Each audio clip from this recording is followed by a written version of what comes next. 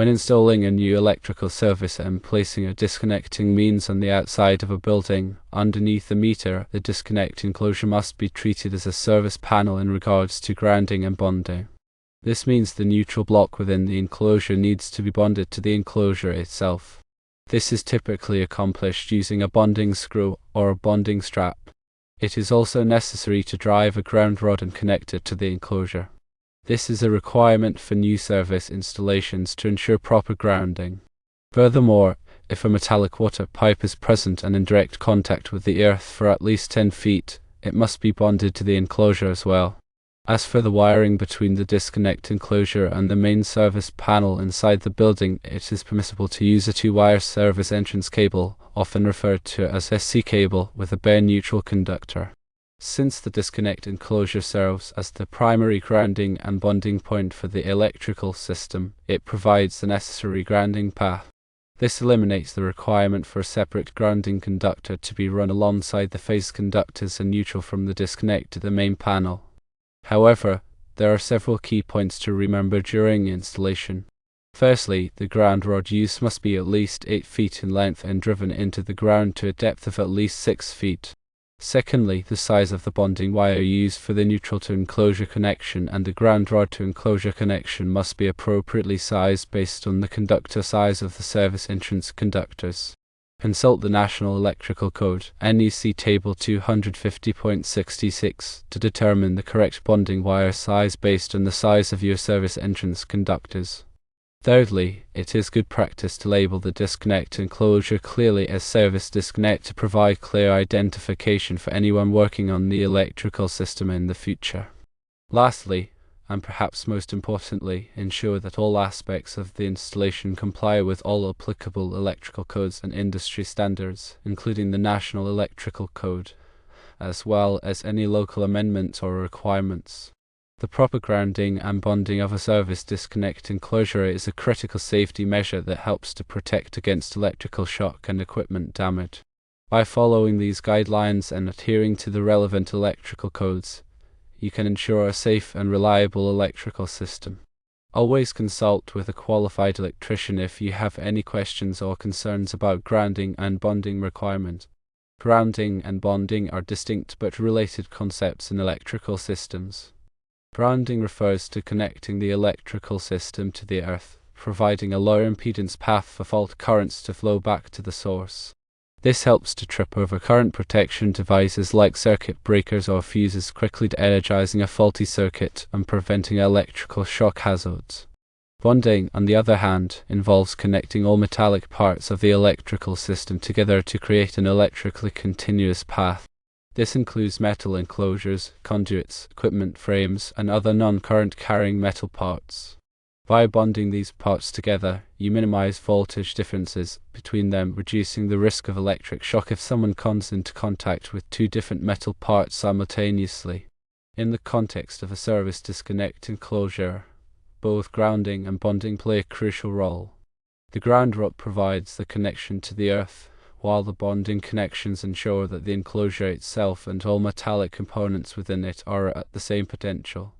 This combination of grounding and bonding helps to create a safe and reliable electrical system. It is important to understand that grounding and bonding requirements can vary depending on the specific application and the electrical codes in effect in your area. Always consult with a qualified electrician or electrical inspector to ensure that your installation meets all applicable requirements. Let's delve a little deeper into the NEC requirements for grounding and bonding at a service disconnect. The NEC defines a service as the conductors and equipment that deliver electrical power from the serving utility to the wiring system of the premises served. The service equipment includes the main disconnecting means, overcurrent protection, and grounding equipment. According to NEC section 250.24, the grounded conductor, typically the neutral, must be connected to a grounding electrode system at the service. This grounding electrode system can consist of various elements, including a metal underground water pipe in direct contact with the earth for at least 10 feet, a ground rod, a ground ring, or other approved electrodes. When a ground rod is used, NEC section 250.53 requires that it be at least 8 feet long and driven into the ground to a depth of at least 8 feet. If rock bottom is encountered, the ground rod can be buried in a trench that is at least 30 inches deep. In addition to the grounding electrode, the NEC also requires bonding of various metallic parts at the service. NEC Section 250.92 specifies the requirements for bonding service equipment, raceways, and enclosures. This section requires that all metal enclosures containing service conductors be bonded together to create an electrically continuous path. This bonding is typically achieved using bonding jumpers, which are conductors that connect the metal parts together. The size of the bonding jumpers is determined by NEC Table 250.102 based on the size of the service entrance conductors. It is important to note that the NEC prohibits the use of the neutral conductor as the sole grounding path for equipment grounding conductors downstream of the service disconnect.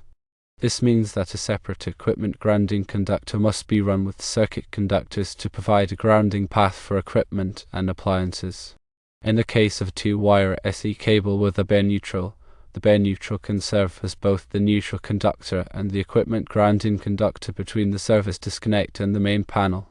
However, downstream of the main panel, a separate equipment grounding conductor is required. It's worth noting the difference between a grounding electrode conductor and an equipment grounding conductor. The grounding electrode conductor connects the grounded conductor, typically the neutral, to the grounding electrode system. The equipment grounding conductor, on the other hand, provides a grounding path for equipment and appliances. The grounding electrode conductor is sized according to NEC Table 250.66, while the equipment grounding conductor is sized according to NEC Table 250.122. When running wiring from the service disconnect to the main panel, it is essential to use the correct type of cable or raceway. Service entrance cable, or SE cable, is commonly used for this purpose. SE cable is available in two types, Type SEU and Type SER. Type SEU cable has a bare neutral conductor and is typically used for above-ground installations. Type SER cable has an insulated neutral conductor and is typically used for interior wiring. When using SE cable, it is important to ensure that it is properly supported and protected from physical damage. The NEC specifies the requirements for supporting and protecting SE cable in sections 338.10 and 338.12. Another option for running wiring from the service disconnect to the main panel is to use rigid metal conduit, or RMC. RMC provides excellent protection for the conductors and can be used in both indoor and outdoor locations. When using RMC, it is important to ensure that all fittings and connectors are properly tightened and that the conduit is properly grounded and bonded. In addition to the NEC requirements, there may be local codes or ordinances that apply to electrical installations in your area.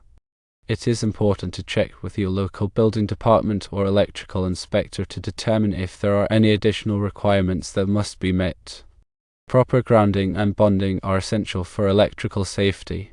By following the NEC requirements and consulting with a qualified electrician, you can ensure that your electrical system is safe and reliable. Grounding and bonding are critical for electrical safety, ensuring that in the event of a fault, the electrical current has a safe path to ground, tripping the circuit breaker and preventing electrical shock. The main purpose of grounding is to limit the voltage on electrical circuits and equipment. It provides a path for fault current to flow back to the source, allowing overcurrent protection devices, such as circuit breakers or fuses, to operate and clear the fault. Without proper grounding, a fault current could energize the metal parts of electrical equipment, creating a dangerous shock hazard. Bonding, on the other hand, involves connecting all metallic parts of an electrical system together to create an electrically continuous path. This includes metal enclosures, conduits, equipment frames, and other non-current carrying metal parts. The purpose of bonding is to minimize voltage differences between these metallic parts.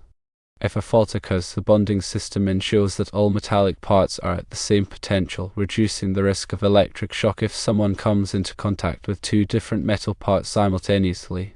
In a service disconnect enclosure, both grounding and bonding are essential. The ground rod provides the connection to earth, while the bonding connections ensure that the enclosure itself and all metallic components within it are at the same potential. The NEC provides specific requirements for grounding and bonding in Article 250. This article covers everything from the size of the grounding electrode conductor to the methods of bonding metallic parts. It is important to carefully review Article 250 to ensure that your installation complies with all applicable requirements. When installing a ground rod, it is important to select a location that is free from obstructions and that provides good contact with the earth. The ground rod should be driven into the ground to a depth of at least 8 feet, as required by the NEC. If rock bottom is encountered, the ground rod can be buried in a trench that is at least 30 inches deep. The connection between the ground rod and the grounding electrode conductor must be made using an approved connector. The connector should be listed for direct burial and should be installed according to the manufacturer's instructions. When bonding metallic parts, it is important to use bonding jumpers that are sized according to the NEC. The size of the bonding jumpers depends on the size of the service entrance conductors. NEC Table 250.102 provides the requirements for bonding jumper size. The bonding jumpers should be securely connected to the metallic parts using approved methods. This may involve using bonding screws, bonding washers, or other approved hardware. When running wiring from the service disconnect to the main panel, it is important to use the correct type of cable or raceway. Service entrance cable or IC cable is commonly used for this purpose. IC cable is available in two types, Type SEU and Type SER. Type SEU cable has a bare neutral conductor and is typically used for above-ground installations. Type SER cable has an insulated neutral conductor and is typically used for interior wiring. When using SE cable, it is important to ensure that it is properly supported and protected from physical damage. The NEC specifies the requirements for supporting and protecting SE cable in sections 338.10 and 338.12. Another option for running wiring from the service disconnect to the main panel is to use rigid metal conduit, or RMC. RMC provides excellent protection for the conductors and can be used in both indoor and outdoor locations. When using RMC, it is important to ensure that all fittings and connectors are properly tightened and that the conduit is properly grounded and bonded. Proper grounding and bonding are essential for electrical safety. By following the NEC requirements and consulting with a qualified electrician, you can ensure that your electrical system is safe and reliable.